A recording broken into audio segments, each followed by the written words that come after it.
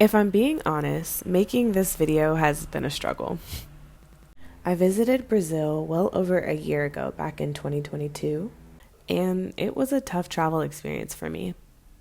Brazil was the first place I had traveled to where I just felt uncomfortable. Don't get me wrong, this had nothing to do with the people. If anything, I found Brazilians to be some of the warmest and friendliest people I've ever met, which is why sharing my unique experience visiting the country has been so hard. But we're going to get into it today. Bienvenidos de nuevo a todos. And for those of you who are new here, my name is Ariana, also known as Ariventuras, and I share content about my travel experiences visiting places solo. As you already know by the title of this video, this is going to be all about my 2-month experience in Brazil. As always, keep in mind that this is my personal experience and that alone. Don't let anything I share ever stop you from traveling anywhere, especially not Brazil, because it's gorgeous. That's one of the first things that drew me to visit Brazil. The crazy beautiful landscapes and amazing beaches were calling my name. Add in how diverse the people are and their carnival culture, for me it was almost a no-brainer. I made plans to celebrate New Year's Eve in Rio de Janeiro and hang around for carnival, or at least until the end of February. I started planning my trip in October, thinking that I was ahead of the game. Little did I know I was actually very much behind. Everything was super expensive. I'm talking the Airbnbs, the hotels, the hostels. Everything was sky high or completely booked up, which is understandable since Rio is one of the top destinations for New Year's Eve celebrations. After lots of searching, I decided to book my first Airbnb for 2 nights. Only 2 because it was over $200 per night. I spent my 3rd night at a hotel while waiting for my next Airbnb to become available. The next place was nice, and it was a lot more reasonable in price, but unfortunately it was only available for 1 week. Keep in mind that I was booking all of these accommodations in October, the year before. So in the end, I booked 6 accommodations and ultimately moved 9 different times during my 2-month stay in Brazil. Even as a digital nomad, that was a lot for me. Aside from constantly having to pack and unpack my life, I never did feel completely comfortable in any of the places I stayed. A lot of the beds were rock hard, and some places were stuffy with really subpar AC. It's kind of firm, honestly. I'm just not I haven't slept in it yet. Obviously, I just got here, but hopefully it's comfortable. That thing is stiff. Everywhere I stayed, I saw roaches and or ants. Even in the really nice apartment with a jacuzzi tub overlooking the sea that my friend so graciously invited me to stay in with her. Place to cook, washer and dryer. Oh my gosh, that thing is huge. Oh, ew. I cannot. I hate roaches, and that thing is freaking huge. We literally had a can of roach killer ready and waiting near the door. It was wild now that I think about it. I also stayed at both the Selena hostel locations in Lapa and in Copacabana. To be honest, I wasn't a huge fan of either location. In Rio, the hostel is right in the heart of Centro, and in hindsight, I regret not staying somewhere further out of the downtown area. I was surprised to discover how dirty the city actually was up close. It wasn't uncommon to see huge rats running around or poop on the sidewalk, and it smelled just as bad as it looked. There were so many homeless people in the area, and I'm sad to say that majority, if not all, of the people I saw were black and brown. The colorism was real, and it pained my heart to walk outside and see it every day. In Copacabana, the black and brown people that I saw were more often than not service workers, taking my order, attending the bathrooms, cleaning the floors. It made me self-conscious being in my skin while being in the spaces that I was in. My broken Portuguese mixed with Spanish, but ultimately resorting to English, usually gave away that I was a foreigner. Some people praised me when I told them that I was a U.S. citizen. It became clear to me that for some odd reason, the United States was a country seen in high regard, And despite looking just like me, the black and brown Brazilians around me were being deprived of privileges that I had access to. It was uncomfortable. When I initially planned my trip, I knew I wanted to see other parts of Brazil. So after 1 month in Rio, I hopped on a flight to Salvador da Bahia. Known as Brazil's first capital and blackest city in the world outside of Africa, I was really eager to see how Salvador would be. And it lived up to the hype. Black and brown people were everywhere, and the city had a distinct vibrancy about it. My friend Nicole came down to visit, and we took a tour to explore the history and culture of the city. We spent time touring the colorful neighborhood of Pelourinho, and of course, doing all of the touristy stuff.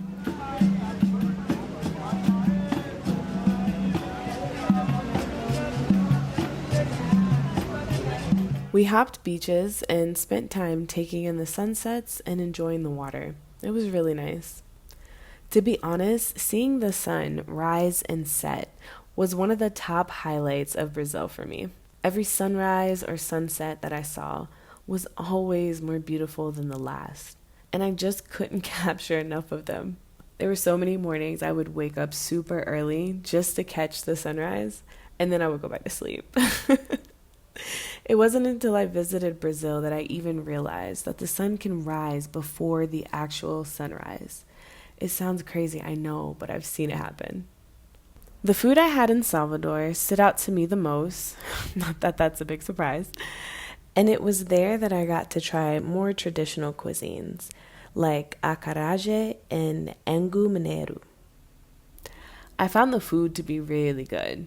The only issue was I wasn't accustomed to eating such hot temperature foods in such hot and humid weather.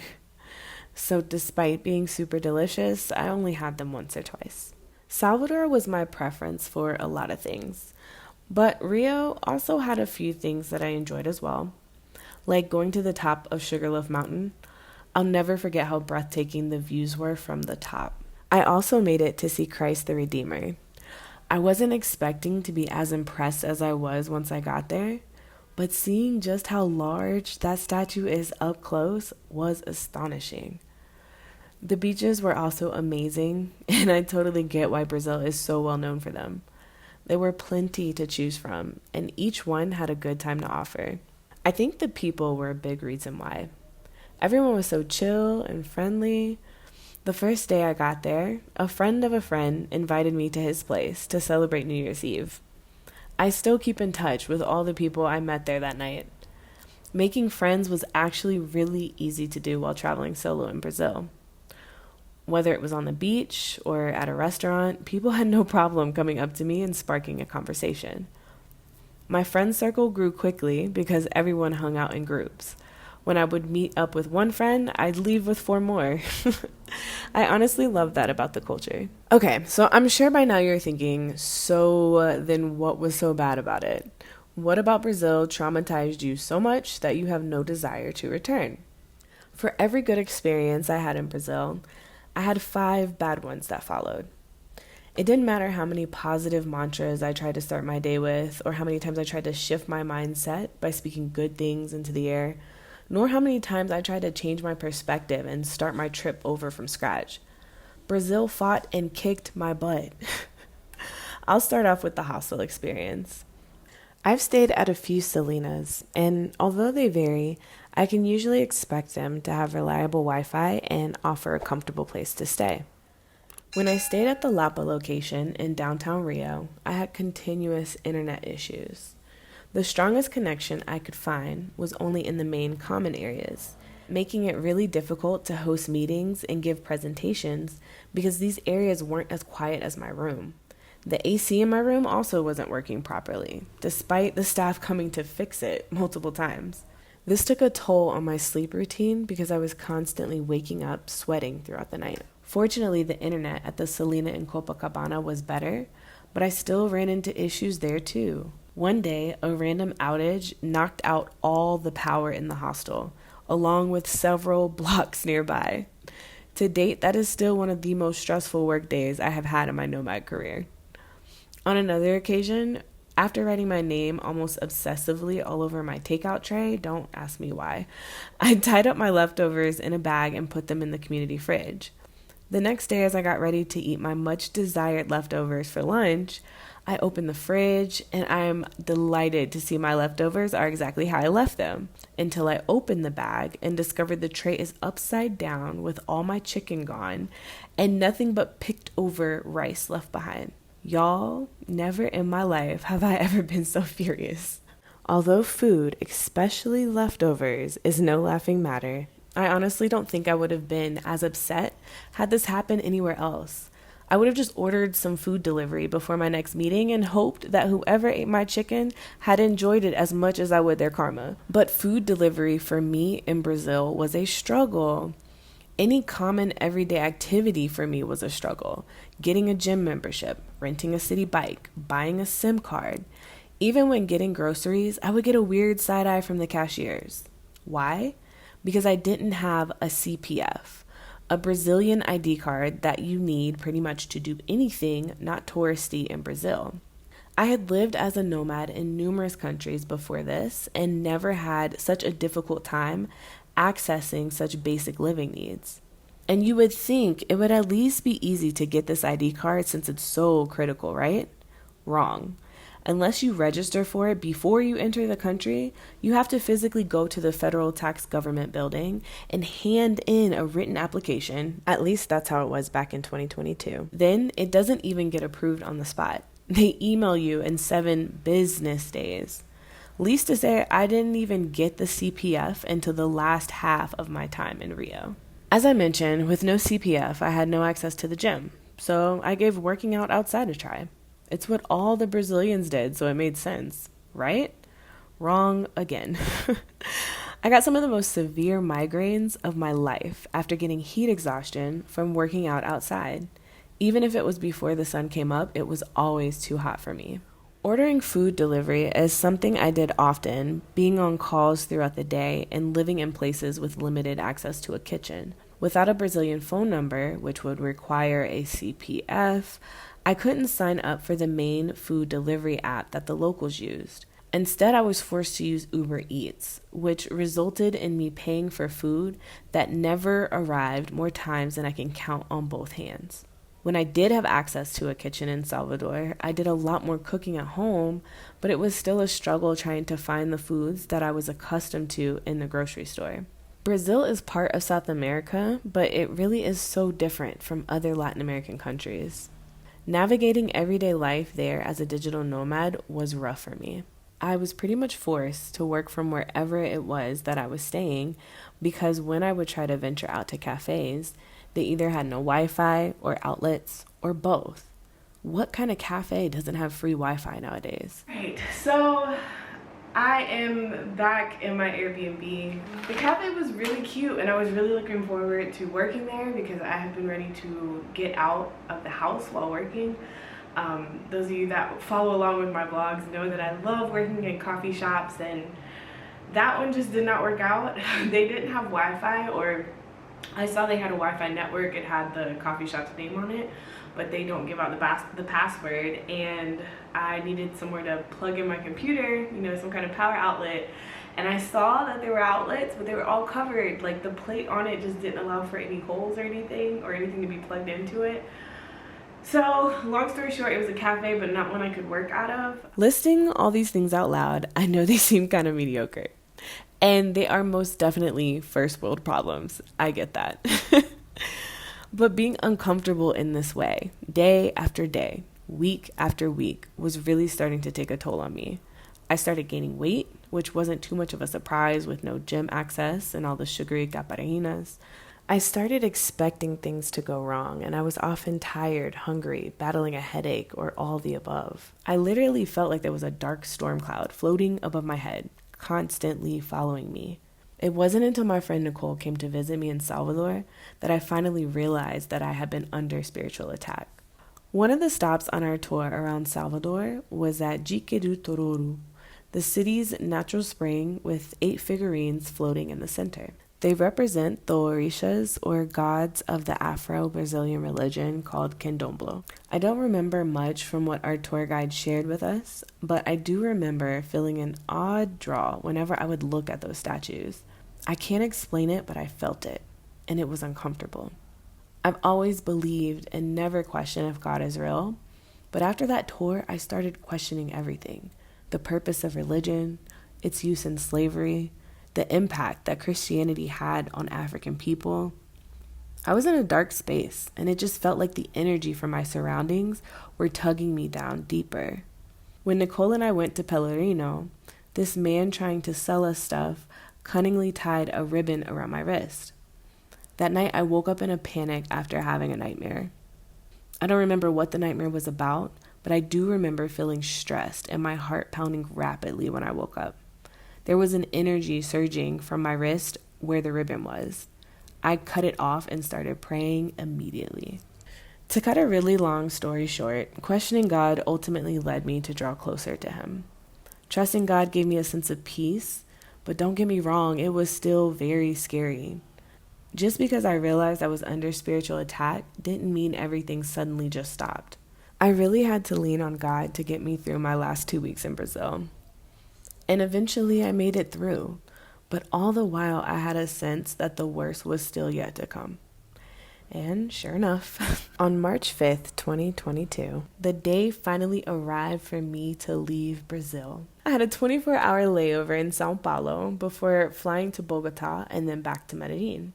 On the morning of my flight, it rained harder than it ever had rained during my whole month stay in Salvador. I'm talking ankle-high water.